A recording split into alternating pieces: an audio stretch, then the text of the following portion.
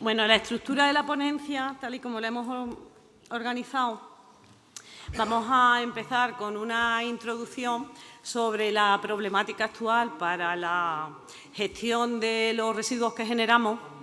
Veremos las distintas categorías de vertederos y los principales impactos que estos tienen sobre el medio.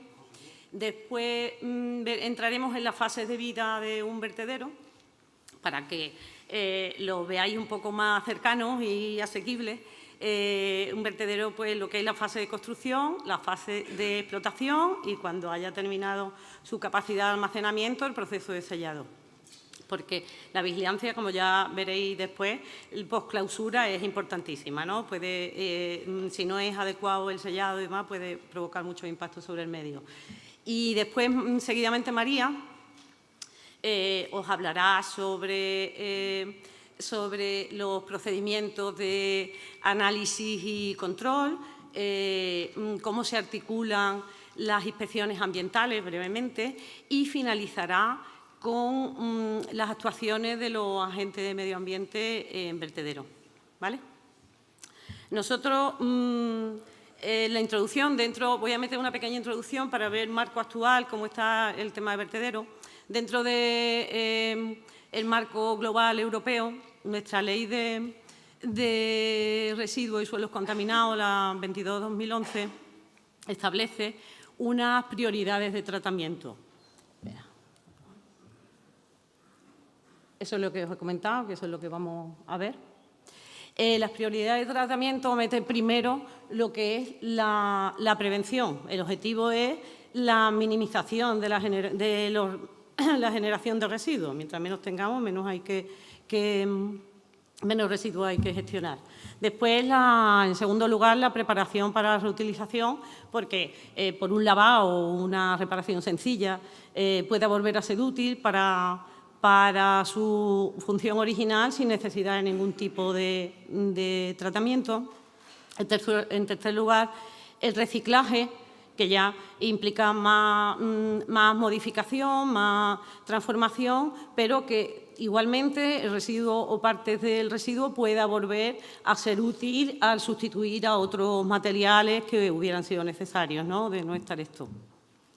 Después, la valorización, por ejemplo, valorización realmente es cualquiera de estos que he mencionado, cualquier procedimiento por el que un residuo pase a tener una función útil al sustituir a cualquier material que hubiera sido, materia prima que hubiera sido necesario para crear un producto para un fin, ¿no? Pero normalmente le llamamos valorización a la energética, que lo que hace es el combustible sirve como el residuo sirve como combustible o para producir energía. Eso. Y en último lugar tenemos la eliminación en vertedero. La eliminación en vertedero está en último lugar, por la disponibilidad de terreno, eso es muy importante porque es que generamos muchísimos residuos y es un verdadero problema. Y por otro, por el gran impacto que puede tener sobre el medio un vertedero.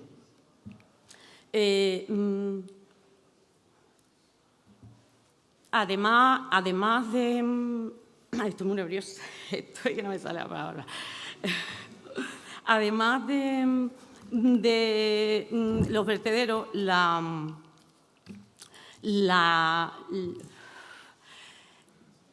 autoridades están obligadas a conseguir las medidas o a poner las medidas necesarias para conseguir otra serie de objetivos, y eso es obligación por normativa europea. ¿Qué son estos? Antes de 2020, los residuos domésticos, todo lo que es fracción separada, que de alguna forma va a valorizarse, deben suponer, por lo menos, antes de 2020, estamos en 2019, se supone que a día de hoy cumplirlo. Todo lo que es la fracción separada debería suponer el 50% en total de las basuras municipales que generamos. Me voy a traer esto aquí porque no puedo hablar. Eso respecto a las basuras municipales, pero los residuos de construcción y demolición, la fracción valorizable, la fracción separada, deben suponer al menos el 70% del total del peso de los residuos RCE que se generan. Fijaros, no sé cómo estaremos ahora mismo. Ahora veremos los últimos datos que tenemos completos, de un año completo. También hay otro requisito que establece la normativa, que es a medio plazo, pero que también está ahí pronto, que en 2035 no podrán llegar a vertederos más del 10%, o sea, el 10% o un porcentaje inferior del total de los residuos municipales que generamos. Esto es que en lo que es os voy a enseñar la siguiente, que la tenía preparada, eso. Estos son los datos que hay completos del Plan Estatal Marco de Gestión de Residuos de 2016-2022, que es el que está ahora mismo vigente. Hay 3 niveles para la gestión de los residuos y los otros 2 niveles, el autonómico y el local, tienen que basarse en el Plan Estatal Marco, ¿vale? Bueno, pues cuando cuando se puso en activo, desde 2016, incluía los datos de 2012. Fijaros que ahí, bueno, la cantidad de vertederos que hay en España, en 2012 había 18 de residuos peligrosos, había 212 de no peligrosos, había 194 de residuos inertes, un montón de vertederos. En ese año, en España, habían ido a vertederos, se habían depositado en vertederos el 60% del total de los residuos municipales que habíamos generado. Se habían valorizado el 29% y el 11% se había llevado a incineración, valorización energética. O sea, estábamos 10 puntos en 2012 por debajo de lo que tendríamos que estar cumpliendo ya este año.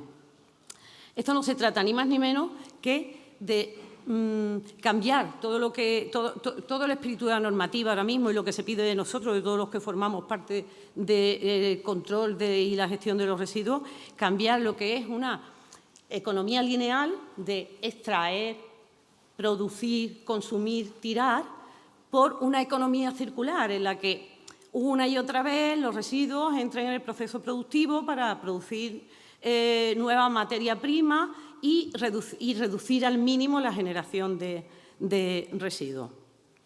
Pero a pesar de todas estas buenas intenciones, aunque se pretenda reducir al mínimo, a día de hoy el vertedero sigue siendo un elemento indispensable en el panorama de la gestión de los residuos. Por un lado, porque lo que es la fracción separada no garantiza en absoluto la no generación de residuos, todavía quedan residuos, y por otro porque hay algunos tratamientos que a su vez generan nuevos residuos, para los que tampoco a día de hoy hay otra opción de eliminación o de tratamiento que no sea su depósito en vertedero. Un vertedero o depósito controlado son instalaciones que se crean para la eliminación de los residuos mediante su depósito en superficie o en cavidades subterráneas, naturales o artificiales. También son vertederos las instalaciones de almacenamiento temporales de residuos cuando están más de un año si su destino es la eliminación y cuando están más de 2 años si su destino final va a ser algún tipo de valorización. Esas instalaciones tienen que cumplir los mismos requisitos que se le piden a los vertederos. En España la normativa básica para la eliminación de residuos en vertederos es el Real Decreto 1481 de 2001. Creo que le queda poco tiempo, hay un borrador ya por ahí rulando, pero bueno, esa es nuestra normativa básica y se tienen que ajustar a ella todos los requisitos de construcción y de explotación de un vertedero. Ahora mismo tenemos 3 categorías de vertederos: los vertederos de residuos peligrosos, los vertederos de residuos no peligrosos y los vertederos de residuos inertes. Nosotros vamos a centrarnos en los vertederos de residuos no peligrosos, porque son los más numerosos, como hemos visto antes, y además porque, bueno, teníamos que centrarnos en algo porque no nos da tiempo a tocarlos todos, y casi todo el mundo tiene alguno cerca de su territorio, ¿no? Casi todo el mundo tiene un vertedero no peligroso que pueda afectar las zonas que le interesan. Los vertederos de residuos no peligrosos pueden admitir los residuos municipales. Ya sabéis que son los residuos domiciliarios o comerciales, también los de parques y jardines, los de propietarios. Admiten también residuos no peligrosos de los que cumplan con los criterios de admisión que establece el Real Decreto. Y los residuos peligrosos no reactivos o que hayan sido sometidos a algún proceso de estabilización o que estén estabilizados y que cumplan los criterios de admisión. María, todo eso… 10 minutos. Gracias. Todo eso… no me queda nada. Todo eso… un vertedero puede tener más de un tipo de residuo, pero se dispone de celdas independientes y cada una de ellas cumple con los requisitos de admisión para ese tipo de residuos. A ver cómo corro. Vamos a hablar sobre los principales impactos que tienen los vertederos sobre el medio. Siempre hablamos de impacto para las aguas subterráneas o superficiales, para el suelo, pero no podemos olvidar el aire. No he dicho antes eso, que un vertedero normalmente, si vais a inspeccionar un vertedero, comparte ubicación con un montón de instalaciones relacionadas con la gestión de los residuos, que no podemos perder de vista tampoco. Ahí os pongo un ejemplo: planta de clasificación y selección para el reciclado, planta de compostaje, planta de estabilización. Aquí pusimos un ejemplo de aquí de Canarias de lo que es una instalación de gestión de residuos. ¿Veis? El vertedero y el montón de instalaciones que están asociadas a la existencia del vertedero. Eso ya lo he dicho, vamos a abreviar. El aire puede sufrir muchísimo impacto de un vertedero, principalmente por las emanaciones gaseosas que se producen con los procesos de degradación de la materia orgánica que está contenida en los residuos. En ese proceso de degradación biológica se forman un conjunto de gases, principalmente metano, CO2 y ácido sulfhídrico, que pueden tener muchísimo impacto. El metano es el principal componente y tiene un potencial de efecto invernadero 20 y tantas veces superior al CO2, que es el segundo componente principal del biogás.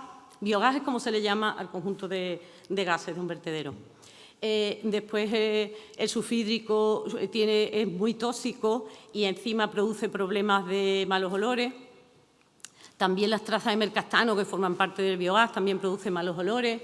En consecuencia, es necesario captarlos y tratarlos, y valorizarlos o quemarlos, pero controlarlos. Después, para el agua, la generación de lixiviados es el principal impacto que tiene sobre el medio hídrico. Lixiviado es cualquier líquido que percole a través de la masa de residuos, agua de lluvia, que lave y arrastre componentes de los residuos, también los fluidos que se generan en los procesos de degradación de la materia orgánica. Los lixiviados son muy complicados porque, sobre todo para el medio receptor, porque tienen un montón de sustancias orgánicas, inorgánicas, metales pesados, otros componentes, porque comprenderéis que en función de los residuos vamos a tener un tipo de lixiviado u otro, pero vamos, básicamente son todos parecidos y llevan eso.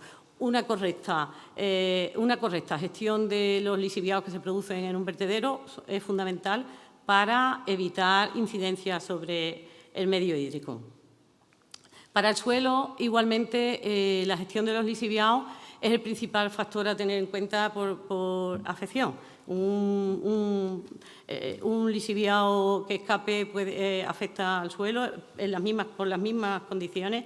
En las aguas los efectos pueden ser agotamiento del oxígeno, de la masa de agua, con la consecuente mortalidad de la vida acuática, afección a la flora y fauna, muy complicado. Hay que gestionar los residuos y nosotros controlar que se gestionen bien y que no escapen por ningún lado que no deban.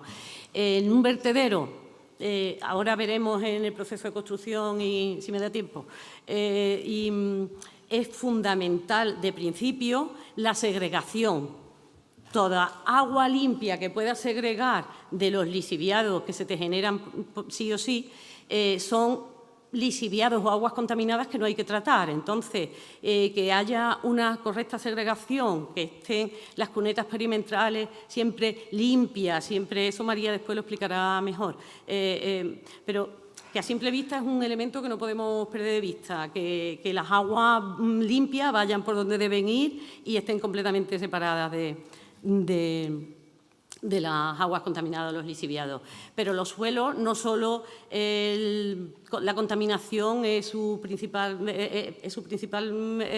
motivo de contaminación, pero no es el principal riesgo. Los suelos, la existencia de vertederos pueden sufrir otro tipo de riesgos más relacionados a lo mejor con componentes morfológicos. Un inadecuado diseño de las celdas de vertido puede ocasionar un cambio en la hidrogeología de la zona.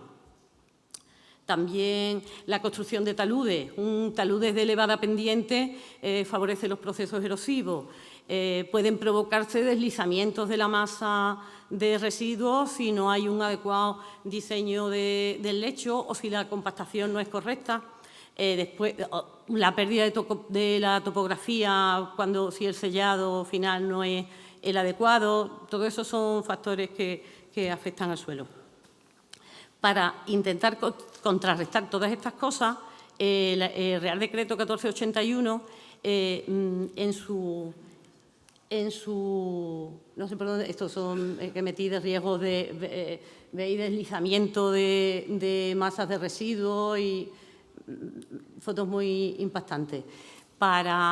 El Real Decreto 1481 define en su anexo 1 todo lo que debe ser.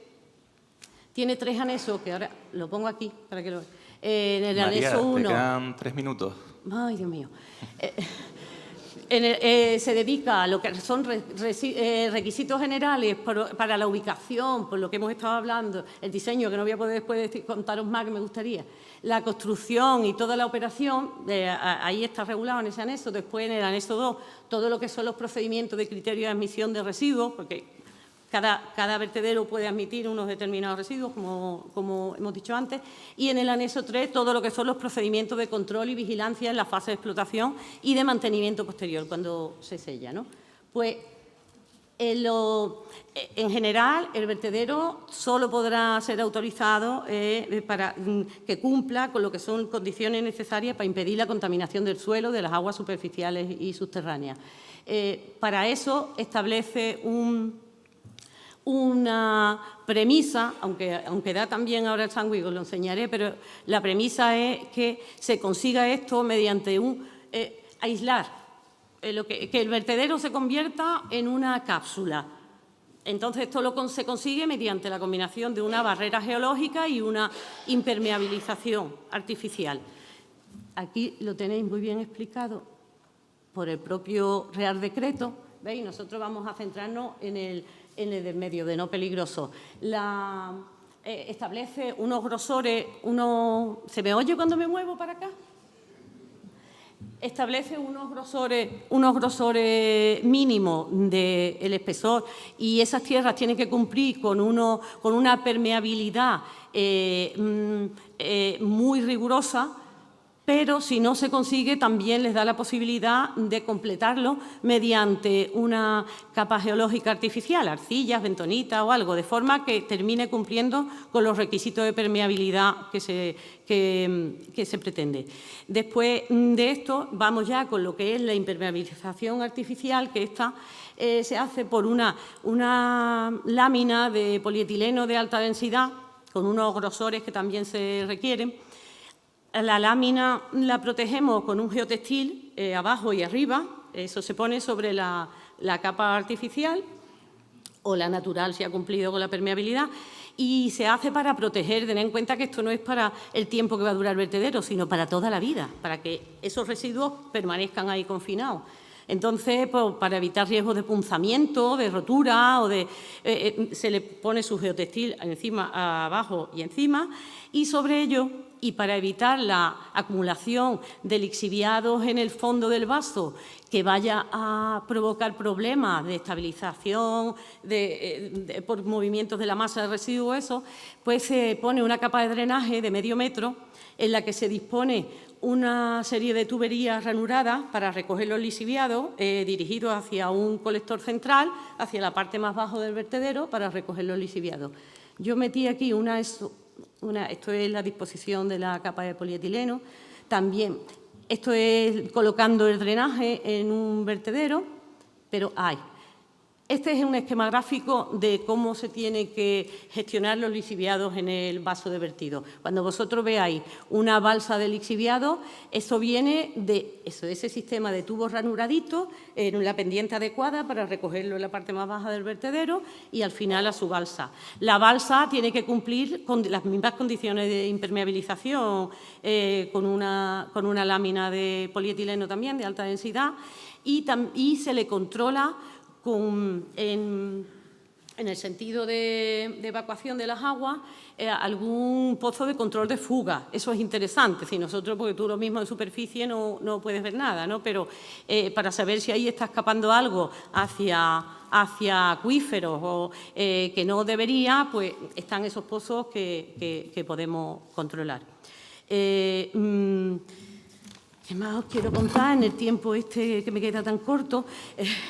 Ya de la construcción, bueno, que cuando se termina el vertedero, estoy abreviando muchas cosas, ya si alguna vez coincidimos en otro curso, os lo cuento mejor. En el proceso, cuando se termina la explotación, se cierra esa cápsula que os he explicado, esa cápsula se cierra, pues se pone una capa de igualación y sobre ella pues, se dispone esa impermeabilización que se repite. Si estamos hablando de un vertedero con residuos biodegradables, hay que disponer también la captación de gases, fundamental, y un drenaje para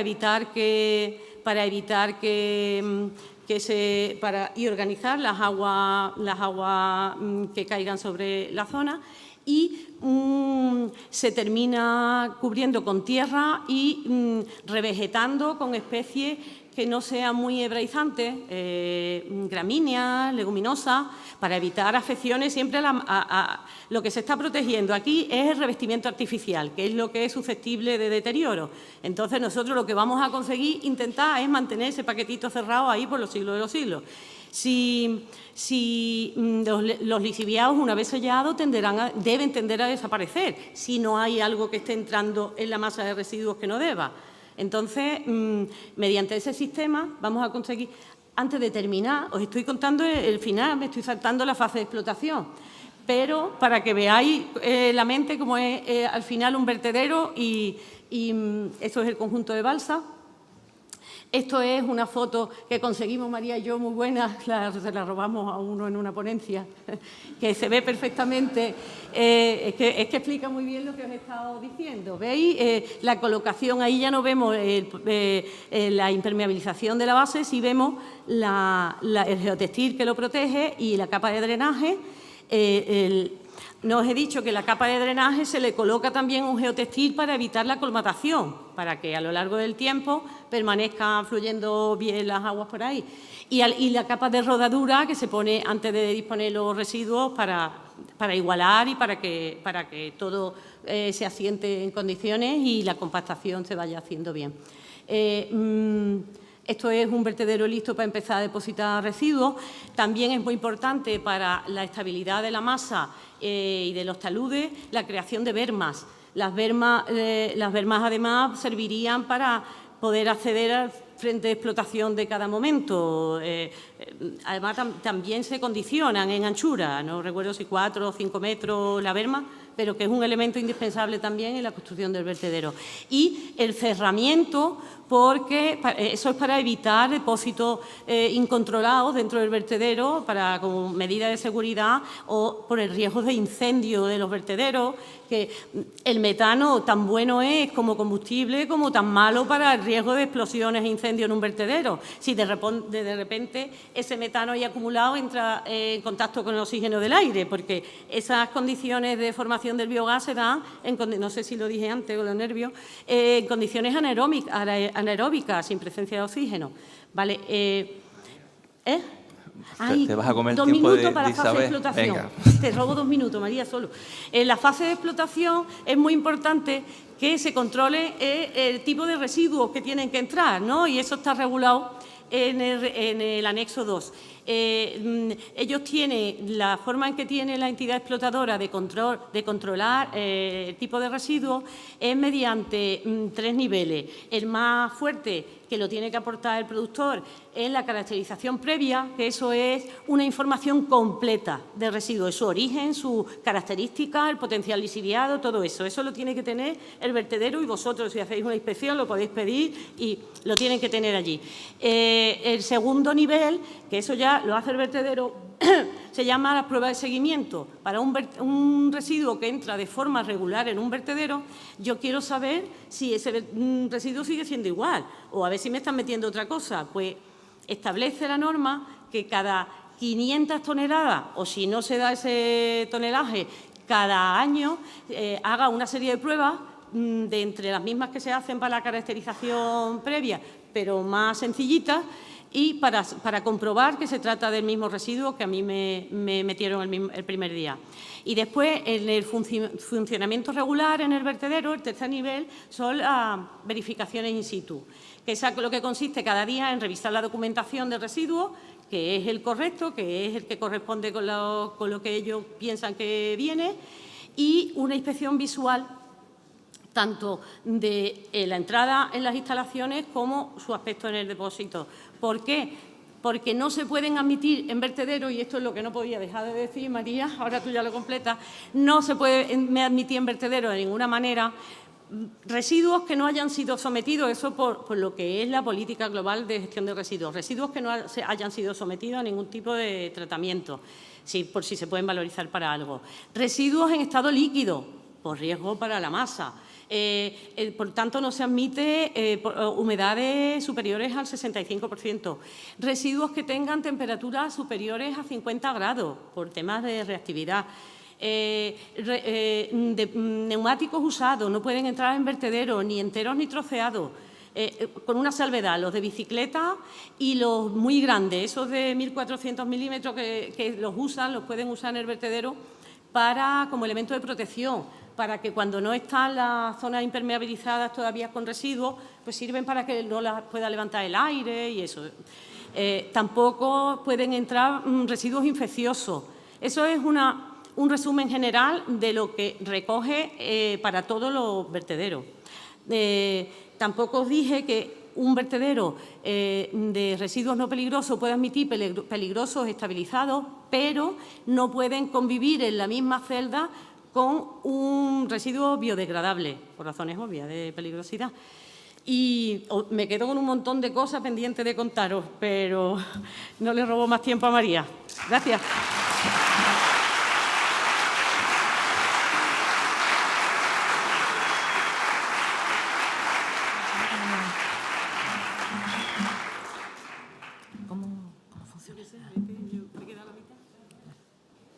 Un segundito que voy a colocarme en el punto. Bueno, Beli os ha explicado detalladamente la problemática que supone la gran cantidad de residuos que generamos actualmente y el depósito de los mismos en vertederos, tiene un gran impacto ambiental. Y y ahora sabéis un poquito más de cómo son sus tripas. Yo me voy a centrar, voy a resumirlo todo mucho, en cómo se pueden controlar todos esos impactos que genera tanto sobre la atmósfera como sobre las aguas o los suelos. ¿Qué forma hay de controlar estos impactos? Por un lado está el control que hace el titular de la explotación. Lo hace porque se lo exige la Administración. La Administración le exige que redacte un programa de vigilancia ambiental que tiene que estar aprobado por la propia Administración y que a partir de ahí genera una serie de documentos. Y también lo hace como dentro del plan de mantenimiento, porque en un vertedero el mantenimiento que hay que hacerle es el que afecta a los elementos que, si se deterioraran, generarían un impacto ambiental. Con lo cual, la legislación obliga a que el titular revise todas las partes. Aquí tenéis la lista, no voy a detenerme porque voy mal de tiempo, pero que sepáis que tiene que reflejar todos estos controles que hace en partes y, además, controlar la generación, la cantidad y la composición de los lixiviados y los gases que se producen. Hacer analíticas de las aguas superficiales y subterráneas y mandar los autocontroles que serán realizados por entidades acreditadas, colaboradoras de la Administración. Y también las variables meteorológicas que afectan mucho, sobre todo la precipitación y la humedad, a la generación de lixiviados. Evidentemente, si llueve más o si está más húmedo el residuo o el ambiente, se generan más lixiviados. El Real Decreto que os ha dicho Beli especifica con qué periodicidad hay que llevar a cabo esos controles. Y vamos a pasar esto. Y esto es un ejemplo real de un parte de mantenimiento de un vertedero. Que un truco que os damos es que si vosotros no conocéis bien una instalación, podéis llegar y pedirle el plan de mantenimiento y ver qué elementos revisan ellos. Así, si no habéis tenido tiempo de estudiar la autorización ambiental, que es lo fundamental que conozcamos antes de ir a una instalación su condicionado, pero tenéis este truco, pedirle el plan de mantenimiento y que os enseñe físicamente, in situ, cuáles son los elementos que revisan. Eso por parte del titular de la explotación. Por parte de la Administración. La Administración, por ley, está obligada a hacer inspecciones, pero hasta hace muy poco no había ninguna referencia de cómo realizarlas. Había unas recomendaciones europeas, pero no eran vinculantes, y ha sido hasta hace poquísimo, hasta 2013 en este país, cuando se traspuso la última actualización de la ley IPPC, de Prevención y Control Integrados de la Contaminación. Se traspusieron las modificaciones en el reglamento que desarrolla la IPPC, que es de finales del 2013, donde ya se ha estructurado un poco mejor cómo hacer las inspecciones. Hasta entonces se hacían, pero en cada sitio se hacían de una manera diferente. En cada comunidad se hacía de una manera distinta. Bueno, en cada país era diferente y en nuestro país, en cada comunidad, de una manera diferente. No es que se hicieran mal, bien o regular, sino que cada uno tenía su método. Y eso era necesario homogeneizarlo. Se ha hecho, como digo, hace poco. Ahora la normativa obliga a que se desarrollen planes de 2 o 3 años de duración y a partir de ellos programas anuales donde se especifiquen qué instalaciones se van a inspeccionar y dice el método de inspección. No voy a entrar en esto porque creo más interesante. ¿Cuánto no me queda, José?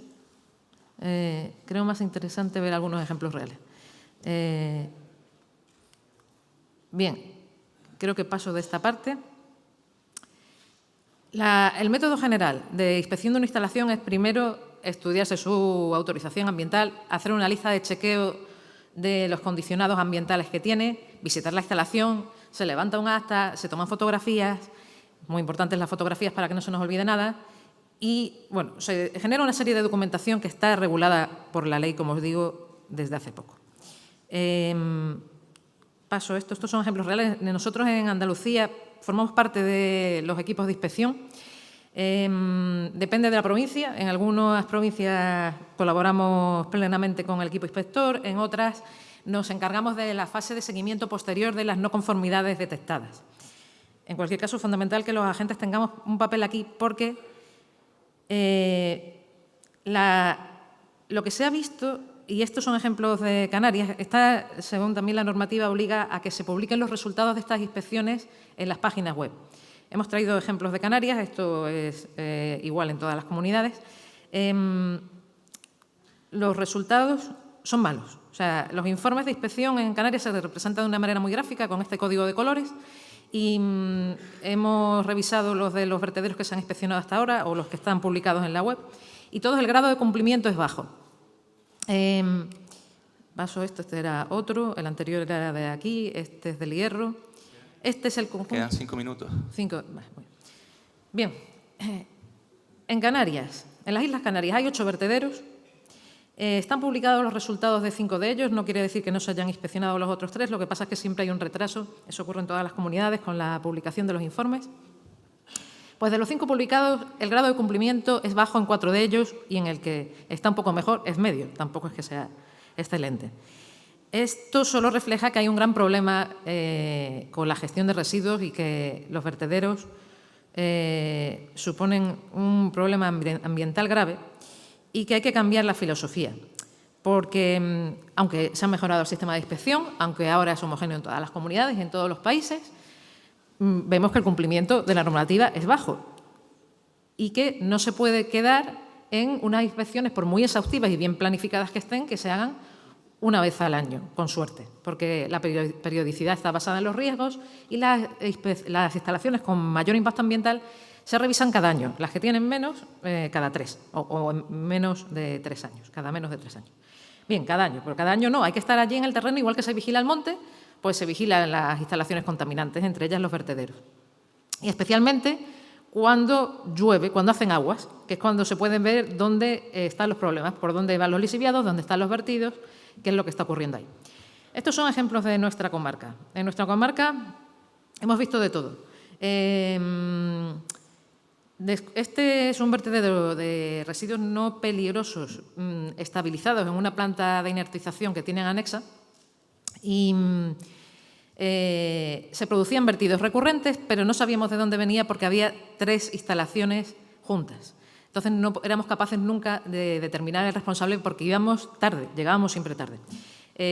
Nos tuvieron que dar un chivatazo para que pudiéramos ya determinar cuál era. Tuvimos que montar un operativo de vigilancia, hicimos guardias nocturnas y, claro, todo esto se hacía en fin de semana normalmente. Bueno, simplemente, sobre todo cuando llovía mucho, de noche y cuando llovía mucho. Costó, pero al final descubrimos que efectivamente estaban enterrando residuos líquidos sin tratar. Residuos sin tratar en general y entre ellos líquidos. Vertían al arroyo, se descubrieron infinidad de contenedores que ellos cubrían con tierra enseguida. En eso sí seguían lo que dice la normativa, que es que se vaya cubriendo los residuos conforme se van depositando. Era lo único que hacían bien, cubrirlo rápidamente. ¿Vale? Este es un caso también importante que no sé si no ha dado tiempo a mencionar a Beli, que no ha llegado a lo que es la clausura, ¿no? La clausura del vertedero tiene que hacerse bien, tiene que estar bien clausurado, bien sellado y además es obligatorio que hagan un mantenimiento posterior durante al menos 30 años. Este es un caso de un vertedero sellado que no se estaba haciendo absolutamente ningún mantenimiento, con lo cual el sellado se fue deteriorando, entraba agua, se seguían generando lixiviados más de la cuenta, los lixiviados rebosaban las balsas de lixiviados, un desastre. El Instituto Nacional de Toxicología, que mañana tendréis representantes de esta institución, emitió un informe diciendo que había daño al medio ambiente y posiblemente a la salud de las personas. Y bueno, a raíz de tanto de una actuación como de otra, más allá de cuál fuera el resultado a nivel de administrativo o judicial, se revirtieron, o sea, se solucionaron los problemas, se tomaron medidas técnicas y se arregló la situación. Pero hay que estar ahí y hay que cambiar de mentalidad. Hay que pasar de lo que ahora mismo se está haciendo, que es una actuación inspectora represora, o sea, llegar ya cuando el daño está cometido, a la prevención. O sea, prevenir antes que remediar. Y María, para eso, último minuto. Vale, y para eso los agentes de medio ambiente, ahí podemos jugar un papel muy importante.